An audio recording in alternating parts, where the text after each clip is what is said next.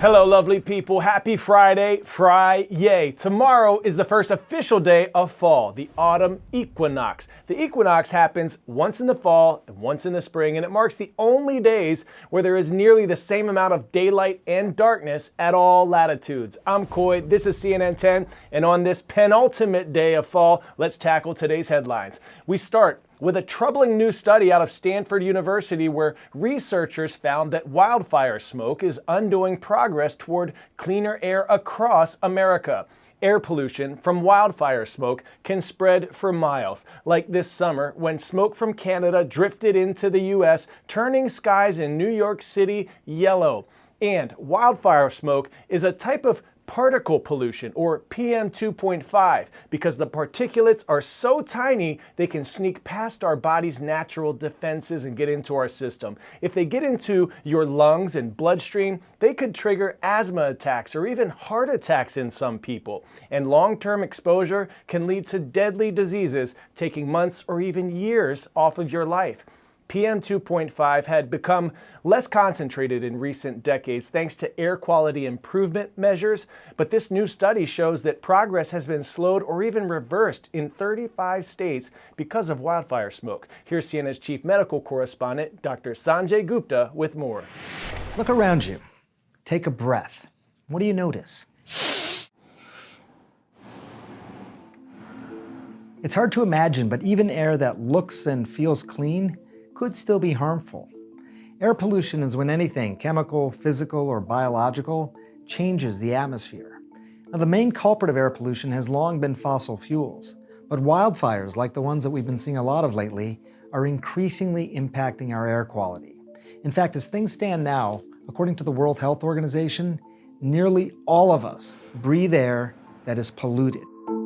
What you might notice, again, even if the air seems okay, are symptoms like eye, nose, or throat irritation, wheezing, coughing, headaches, fatigue, dizziness. And one type of air pollution called particle pollution, or PM 2.5, can be especially dangerous, and that's because of how tiny the particles are. These particles can be 1/20th the width of a human hair, which means they can travel past your body's usual defenses.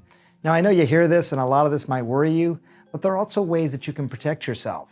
First of all, just like you might check the weather before you leave the house, you should also check your air quality. In fact, many countries now have tools where they monitor the air quality index, something known as AQI. The United Nations also has a live air pollution exposure calculator. So when the air quality is bad, you know that you should start staying indoors if you can. If you do have to go outside, try to do activities where you're not breathing as hard. Go for a walk instead of a run. Be extra careful when it's hot outside, as higher temperatures can increase particle pollution. But the big picture, for all of us, pay attention to the air around you. 10-second trivia. Which of these pro sports leagues has the biggest viewership? Major League Baseball, National Basketball Association, National Football League, or Major League Soccer? If you said NFL, put your hands up. 82 of the top 100 most watched TV programs last year were NFL games. Today we are introducing a new segment where we learn lessons from a leader. We're flying with the Atlanta Falcons and Grady Jarrett today. He's a two-time Pro Bowler on the field and a shining light in the community as well. He's sharing some of his secrets to success that can help all of us, no matter what career path we may pursue.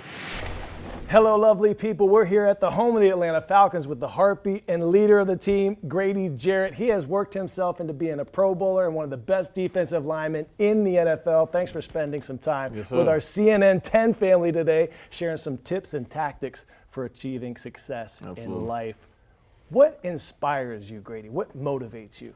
Man, really, especially at this point, man, just being the best I can be, and then that's in whatever aspect, anything I decide to get involved in, I want to be the best that I can be. And I feel like if I'm the best that I can be one of the best to do it. So, as a player, going out, emptying the tank every day, putting in the work, whether it's physical, mental, on the recovery side of things, just doing the things that's when it's time to go, I'm ready to go. Now, things in life rarely go straight. Yep. How important do you think adversity is in shaping us as people? Man, adversity is inevitable. You know, it's going to come, but it's how you handle it. You know, when things get hard, that shows your true character. You know, it's easy for you to be excited when things are going your way, when you know the outcome is going to be good in your favor. You just got to be ready for when adversity comes and keep conquering and keep conquering. That's what life's about. Now, for the athletes out there who may be going through some tough times, maybe facing a setback, an injury, a big loss, what advice would you have for them? At the end of the day, all you can do is control where you're at right now and give your best foot forward every day. You know what I'm saying? So when you do overcome whatever you're going through, whether it's an injury and you miss some time, now you're back on the field. Now you can appreciate them hard days when they come and you don't take it for granted because you know what it's like to not have it. I think sometimes people, we so hard on ourselves, like thinking, you know, we should always feel happy. It's always should feel happy. Always supposed to be good. But it's okay to be, you know, down sometimes, sad. Like that don't make you a weak person. That don't make, or like it's something wrong with you or something like that. Like you're human. But at the end of the day, those time makes our higher times better, you know, because you got to know, like, you know, pain is inevitable. Things not going your way is inevitable, but it's always about how you react to it and overcome it. You know, you got to have that undeniable, unstoppable mindset. That is such a powerful point, especially in today's world of social media when you look and you're scrolling through these feeds and and all you see is you're everybody highlights. To look and feel happy all the time. That's not real life. Yeah, it's not real life, and that's okay that it's not real life. You know what I'm saying? I think when you look at it like it's okay not for everything to be okay, you know, and then you won't be as hard as yourself or like feeling like, you know, maybe you're getting so far left behind in life doing certain things, or you gotta run your race at your pace. Now, for those folks out there who are striving to be great, is there a motto or mantra that you've learned along the way that helps drive you towards your full potential? I want to do what I can while I can, so when I cannot, I will not wish I would have when I could have.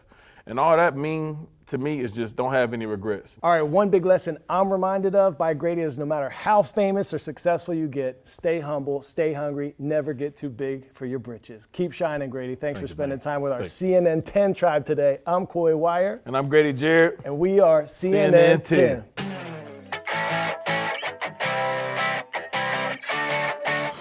Today's story getting a 10 out of 10, a tale of mischief. A lemur tail, high-tailing it from the popo. And this lemur, he likes to move it.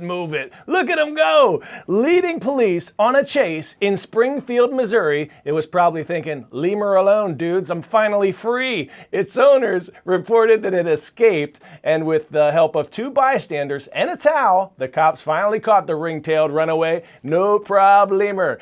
They turned it over to a wildlife rescue agency. A real-life lemergency averted. Today's shout-out goes to... It's Orby, the owl, and the rest of the Brooklyn Prospect Charter School in Brooklyn, New York. We hope you and everyone watching around the world have an awesome weekend. I'm Coy Wire, and remember, you are more powerful than you know. It's been a blessing to spend this week with you.